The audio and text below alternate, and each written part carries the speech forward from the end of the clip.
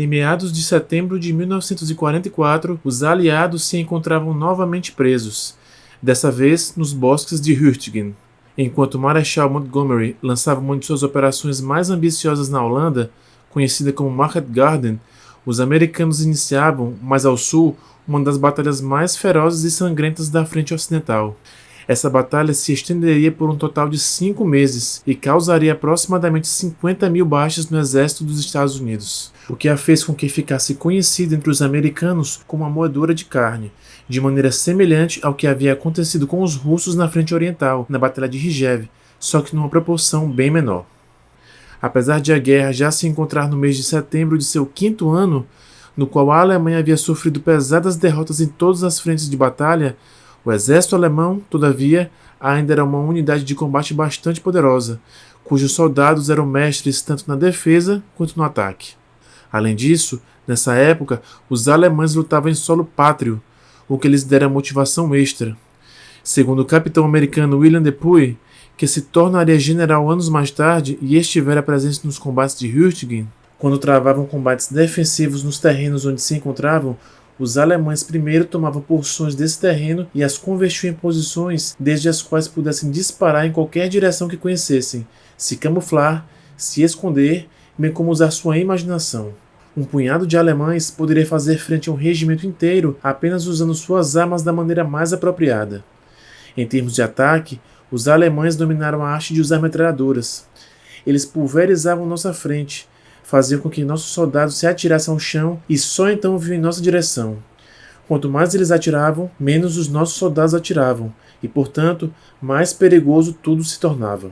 Eventualmente, nossos homens paravam de atirar, e então sabíamos que os alemães varreriam nossas fileiras, capturariam alguns de nossos soldados ou acabariam com eles e nos derrotariam completamente. Em meados de agosto, quando a frente alemã na Normandia desmoronava de vez, os aliados ficaram bastante animados e previram que o fim da guerra estava próximo. Acreditando que seu inimigo já estava derrotado e que a guerra acabaria antes do Natal, os comandantes aliados cometeram uma série de erros pelos quais pagariam caro. A linha Siegfried, que havia sido desmantelada em sua maior parte para que fosse construída a muralha do Atlântico, e o rio Reno eram supostamente os últimos obstáculos para a entrada na Alemanha. No entanto, os aliados logo viram que esse avanço seria muito mais difícil do que se pensava.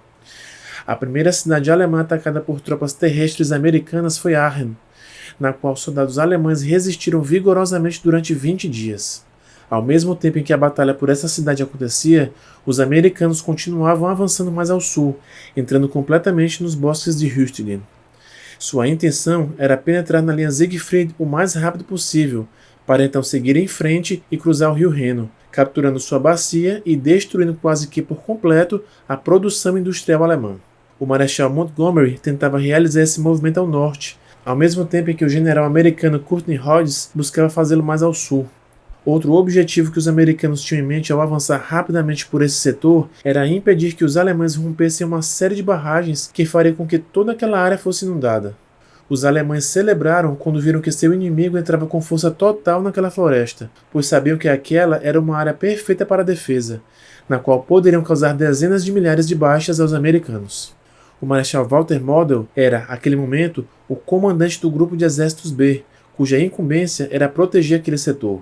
Já haviam sido estabelecidas pelo Marechal alemão algumas defesas especiais que aproveitariam ao máximo as características do terreno.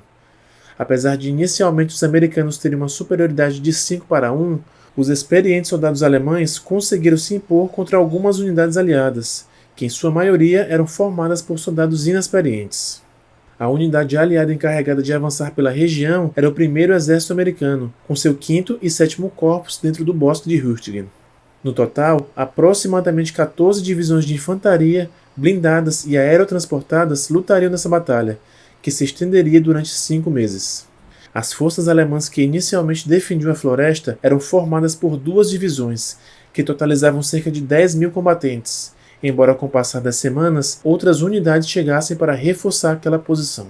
O primeiro confronto ocorreu no dia 19 de setembro, quando um regimento americano de infantaria adentrou o bosque e foi rechaçado por seus defensores. Após esse combate inicial, 2 semanas mais tarde, o resto da 9ª Divisão de Infantaria Americana atacou em direção à cidade de Schmidt. Após avançar apenas 3 quilômetros durante 11 dias de intenso combate, durante os quais a unidade sofrera 4.500 baixas, a divisão teve de ser substituída, pois havia, na prática, sido destruída. Uma das razões pelas quais sofreram tantas baixas foi por conta da dificuldade de se usar tanques dentro da floresta, o que fazia com que a infantaria fosse obrigada a avançar sem nenhum tipo de proteção. O ataque americano seguinte seria executado por sua 28ª Divisão de Infantaria, que havia substituído precisamente a 9ª, começando no dia 2 de novembro. A diferença entre este ataque e os anteriores foi que dessa vez os alemães estavam totalmente preparados, dado que tiveram muito tempo para reforçar suas posições. Nessa ocasião, os americanos atacaram numa ampla frente, que se estendia praticamente por toda a floresta. Embora conseguissem avançar alguns metros, esse ganho foi alcançado a um custo muito alto e a ofensiva foi rapidamente interrompida. Os alemães então contra-atacaram com todos os tipos de unidades, incluindo unidades blindadas, e recapturaram a maior parte do território perdido, provocando a retirada americana. No dia 8 de novembro, quando os alemães recapturaram a cidade de Schmidt, a primeira fase da batalha terminou, o que ocorreu com uma vitória defensiva alemã. A segunda fase dos combates começou alguns dias depois, como parte de uma ofensiva geral que lançou os americanos em direção ao rio Ruhr, na manobra que ficou conhecida como Operação Rainha. Os combates se desenrolaram a partir do dia 18 de novembro e prolongaram-se até o dia 16 de dezembro, data em que se iniciou a batalha no Bosque das Ardenas, a uns 30 quilômetros mais ao sul de Hürtgen. Essa foi a fase mais dura da batalha, na qual, dito de maneira bem coloquial, os americanos colocaram toda a sua carne no moedor. Eles pouco a pouco foram abrindo caminho a um custo altíssimo em baixas, até que em 28 de novembro conquistaram a cidade de Hürtgen, localizada a sudoeste dos bosques. Durante os primeiros dias do mês de dezembro, as tropas norte-americanas continuaram avançando e conseguiram tomar novas aldeias e colinas no bosque, mas seu ritmo era tão lento que não representava um perigo sério para os alemães. Pouco antes de os combates pararem devido à mudança no foco das atenções para as Ardenas, os alemães conseguiram contra-atacar e tomar a importante colina 400, que haviam perdido dias antes. Com isso, revalidaram suas posições defensivas e a batalha parou até que, novamente, em fevereiro de 45, os aliados retomaram o avanço. Finalmente, abriram caminho pelo que restava da floresta em uma semana, do dia 10 ao dia 17 de fevereiro, até encontrar uma fraca resistência alemã. A contagem final de baixas lançou um número dramático para os americanos, pois se estima que sofreram aproximadamente 55 mil, de forma direta ou indireta. Para que tenhamos uma ideia da magnitude da Batalha de Hürtgen, essas 55 mil baixas são um pouco menos da metade do que os americanos tiveram durante os quase 3 meses de duração da Batalha da Normandia. Os alemães, por sua vez, sofreram cerca de 28 mil baixas, nas quais também temos que incluir um número indeterminado de soldados feitos prisioneiros. Finalmente, vejamos a opinião do professor Michael Howard, que depois de sua luta contra a Wehrmacht se tornou um historiador militar alguns anos após o fim do conflito.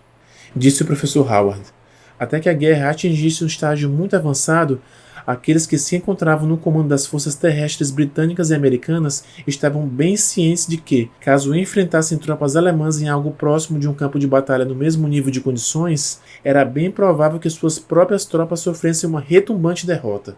Eles eram melhores do que nós, o que assumíamos. Todo soldado aliado que os enfrentavam sabia disso, o que não considerávamos um fato humilhante. Não éramos mais do que amadores vindos de pacíficas sociedades industriais dotadas de óbvios preconceitos culturais sobre tudo o que era militar, lutando contra os melhores profissionais do momento.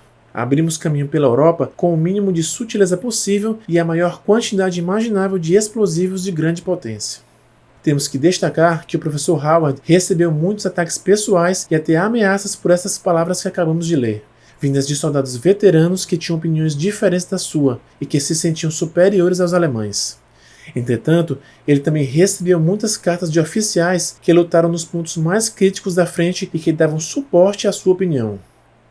Obrigado a todos que assistiram. Deixem nos comentários o que acharam do vídeo, compartilhem e se inscrevam no canal.